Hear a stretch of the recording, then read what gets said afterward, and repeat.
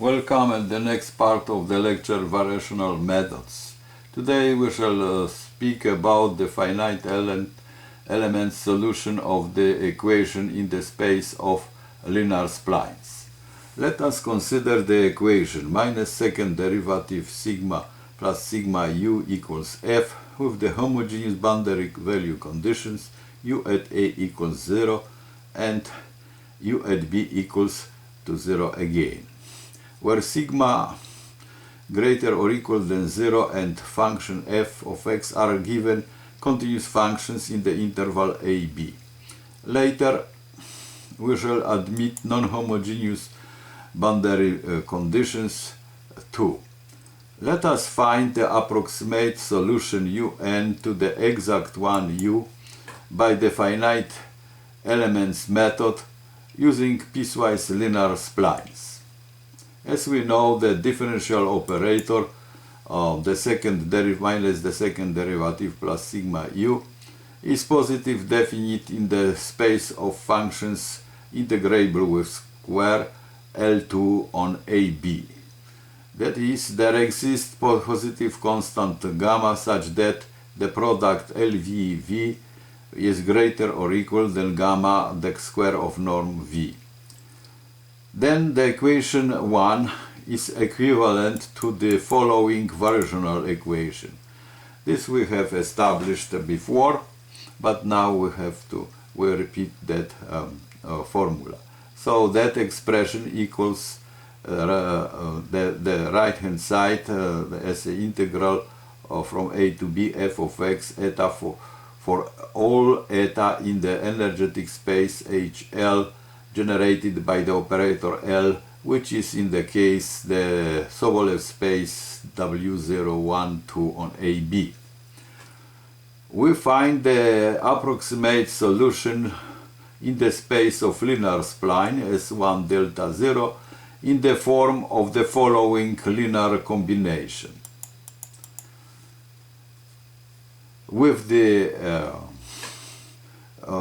coordinates psi 0, psi 1, psi n is as in S1 delta 0. These coordinates are Ritz-Galerkin coordinates in this very space, the capital S1. By the boundary conditions, we find that the value of the approximate solution at point A at the beginning is A, and it is equal to 0 because the functions psi 1, psi n are 0 at A, but psi 0 is 1. So we remained at A with the coefficient A. So that condition, approximate solution, satisfies as well as the exact one. The same we have at the end of the interval, where the function psi n is 1, but all the functions psi 0, psi 1 are up to psi n minus 1 are 0. The remaining coefficients a1, a2, an minus 1 are determined by the variational equations. These variational equations, which are satisfied for all the coordinates psi k. So these equations we write in the following as the following system of linear equations. This sigma unknown coefficients ai times the entries of the matrix, which is the expression, and the right hand side. Then we have k equals 1 to up to n minus 1, n minus 1 equations, and n minus 1 unknown coefficients ai. So this system of equations we write in the matrix form. So a vector a equals b, where that vector a and b are here with the components of the right hand side bi given by that expression. Of this text, it will be available on the page, and everybody can read in details from the text the derivation and description of that system of equations with the three-diagonal matrix A, with the entries also given by this very formula, which are also be given in the text on the page. So these details I am leaving, but let us go to clarify the other ideas of the description of the method. The matrix A is diagonally dominant and positive definite. It is easy also to establish that they are diagonally dominant. This 2 over h squared plus sigma ii are the dominant elements on the diagonal, and under diagonal and over diagonal elements are here, and otherwise are 0. So therefore A is non-singular matrix, and the unique solution I1 star I2 star in minus 1 of this system of equations, which is under the number 5, determines the approximate solution which we have here as the linear combination. So now it is important to have error estimation of that approximation.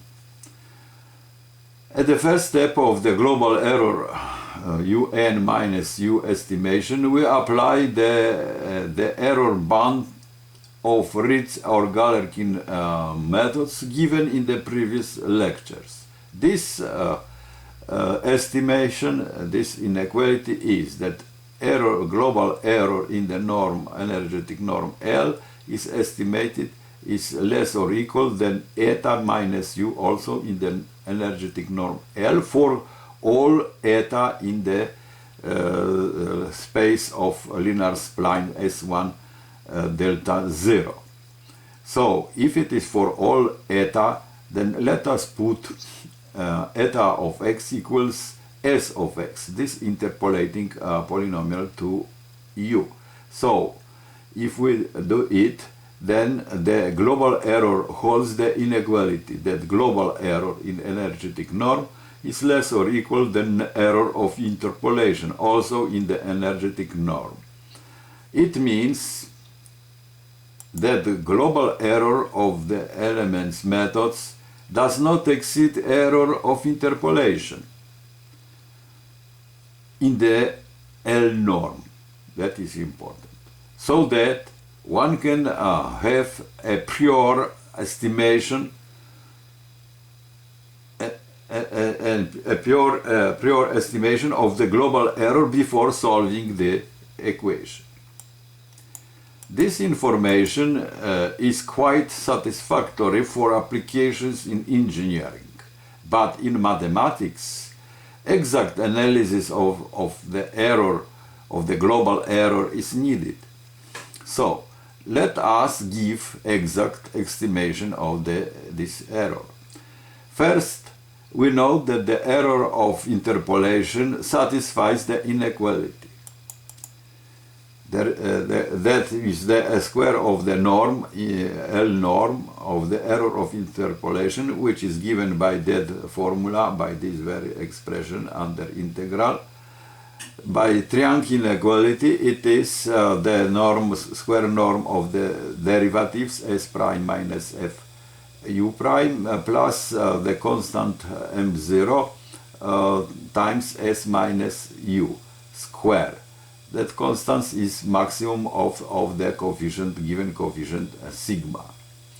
To obtain an estimation of the global error, we apply the following theorem on interpolation by linear splines. Let us recall the theorem.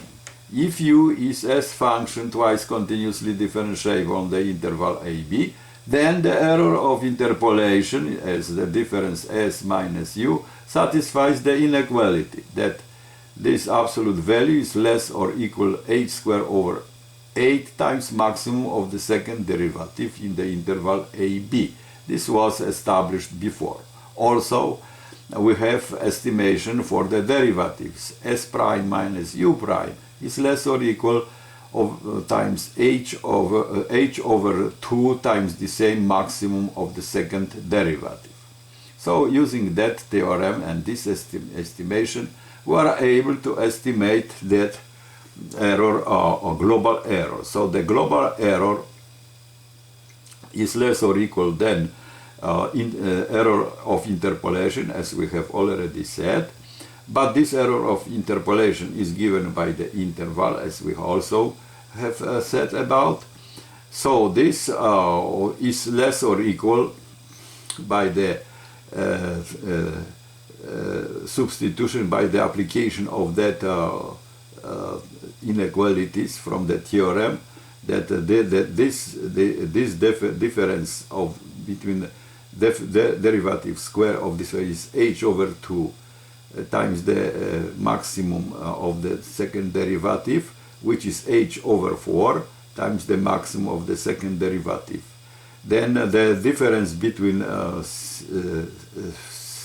s and u, also square, is less or equal than h square over 8 times the same maximum. That means h to the power 4 over 64, and sigma as it is sigma, and that maximum again.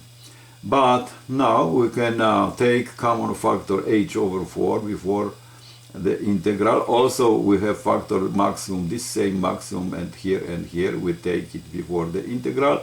Under integral we remain with this expression, which also we can estimate writing h square maximum square of the second derivative, this coefficient here, the constant c, and the constant c is clearly here c 1 over a 4 and integral from a to b from this expression, where instead of h square over 16 we put b minus a over 16 for h less or equal than half of the interval, which is very natural. So, in conclusion, the global error estimation in L norm is that the global error does not exceed C0h, the second derivative, where C0 is the square root, because we have squares here, so we took square root of both sides of the estimation. That is to say that the error in the L norm is on the level h, or capital O of h, not h square as we have established in the interpolation theorem on interpolation. This is a consequence that the L norm involves a first derivative, which has approximation on the level h, as we have seen here on the level h. Why we have, but to this estimation, again, as to say, is in L norm, which involves the first derivative. So that the error is, the estimation is the global error together with its derivative estimation.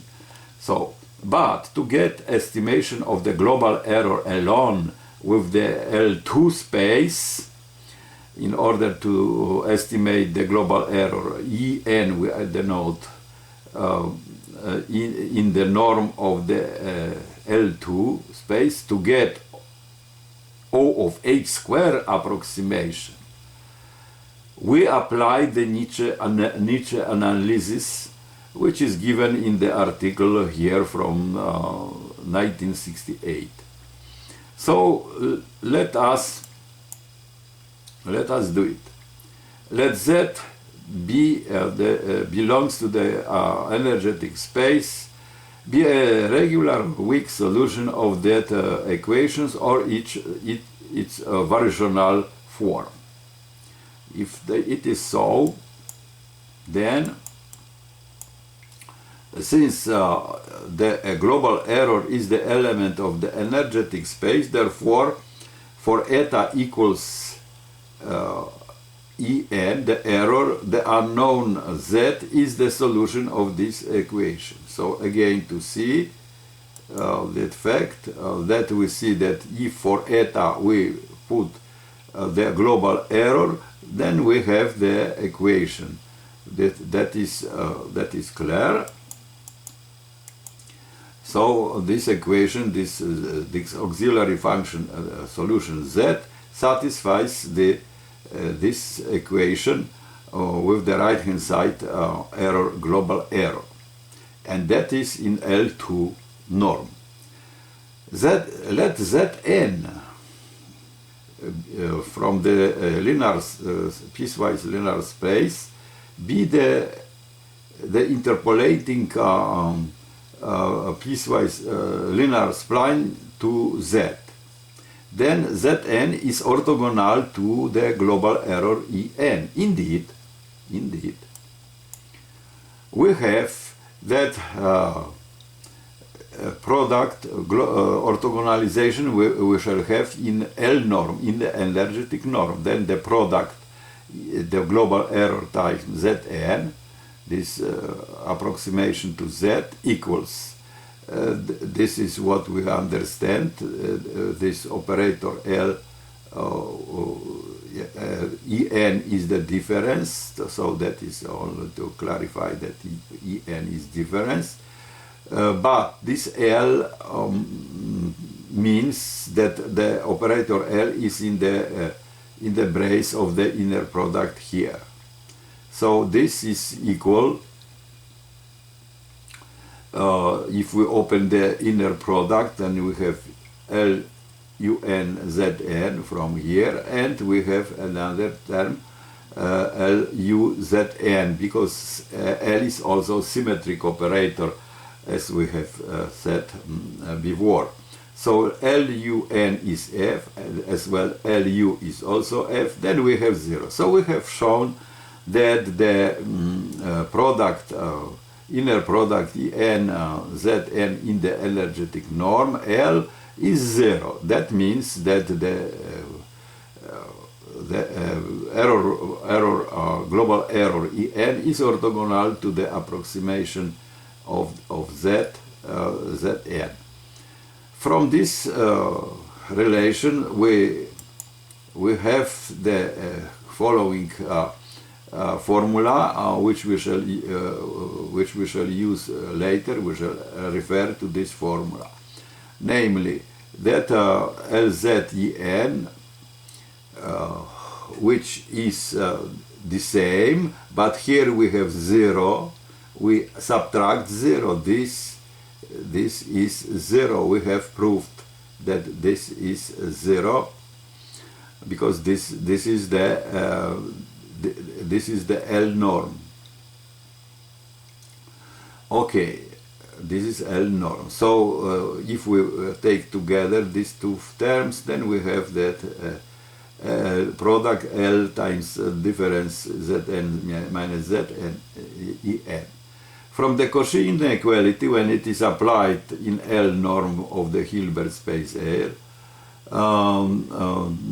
we have that this expression, absolute value of the inner product, which this means L is going here because that is inner product in L norm. This is what we understand by inner product in L norm, is less or equal than the by Cauchy inequality by the norm of this L norm of the first factor times L norm of the second factor.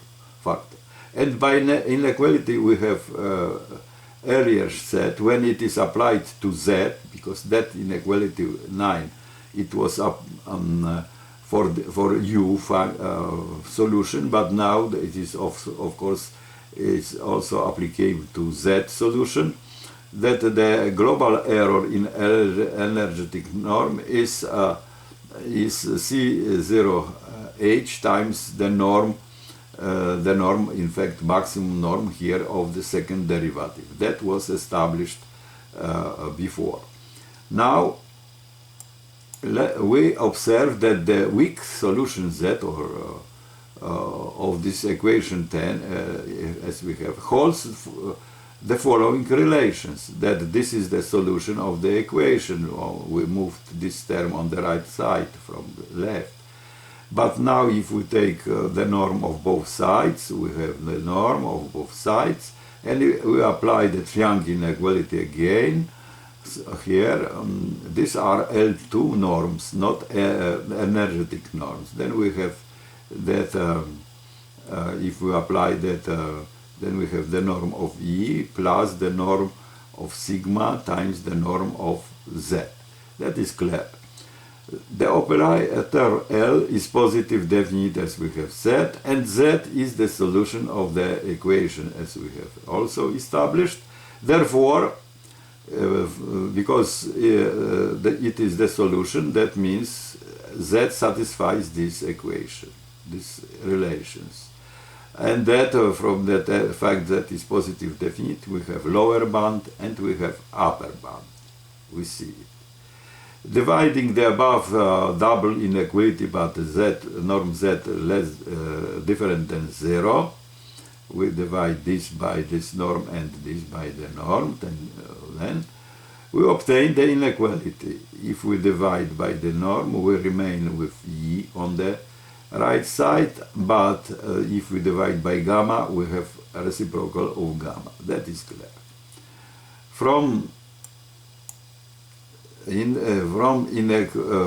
inequality 15 and 16, that above inequalities, let us see again, we have 15,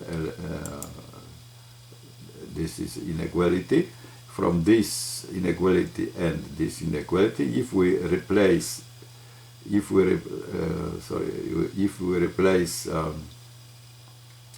inequality, if we replace Z by this expression, then we have estimate of that second derivative here, and here if we put 1 over gamma times En and common factor En, norm En, then we have, if we take common factor, then we shall have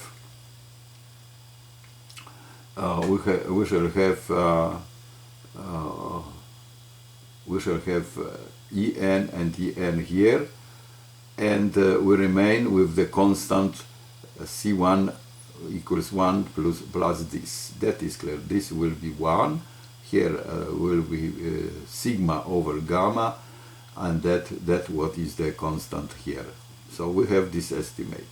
By the inequality over there, 17 and 14 and 17, we obtain error estimation of that solution Zn minus Z in the norm L by the error global error. But on the right hand side we have the norm L2 norm, not energetic norm, but on the left side we have energetic norm, and the constant is automatically in implication of the above constants C0 times C1. Now we go to further estimation. So that equation, as we have established before, is what is it means that En we have L times Z minus Zn minus Zen. That was established above. But this is exactly L norm.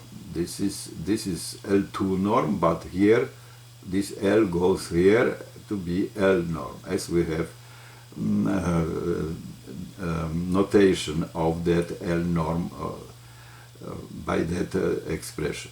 So this is less or equal, again, by Cauchy inequality, the norm of the first factor times the norm of the second factor, the first norm and second norm. But we have here L norm. Okay, so from the above inequalities we obtain that the square of the norm L norm in the L2 space, not energetic space, is less or equal then this difference, this norm, L norm times E L norm. But this difference, as we have already established above, is C2H En, and this ENL remains. So this estimation, this number is estimation of that difference. Good. Now we can simplify this, divided by En norm, by this norm, left side and right side. When this norm is different than 0, we arrive at the inequality that this norm is less or equal than C21, and we remain with this norm. This one has been simplified. Good. So that this estimation in terms of E or N, we have that the global error, but now at L2 norm, not energetic norm, is we have upper bounds by C to H, and this the global error, but in energetic norm, so that L2 norm has been estimated by energetic norm of the same global error with this coefficient C2H. That is important conclusion, and we shall refer to this to get H square approximation. Namely, finally, from the above inequality and inequality 9, we have this estimation, this L energetic norm, we have estimation. And we remember that this estimation was C, H, and second derivative of U. So if we this norm estimate by H, a second derivative of U, then this H and that H will be H square, and the constant, genetic constant S, and U square. So we came to the estimation of the global error in L2 norm. Now L2 norm, again to say, L2 norm we have estimated by L energetic norm out of the same global error, but energetic norm we have already estimated, and that in conclusion we have global error in L2 norm on the level O of H squared. We shall have tutorials on the above topic in Mathematica. So for today, thank you.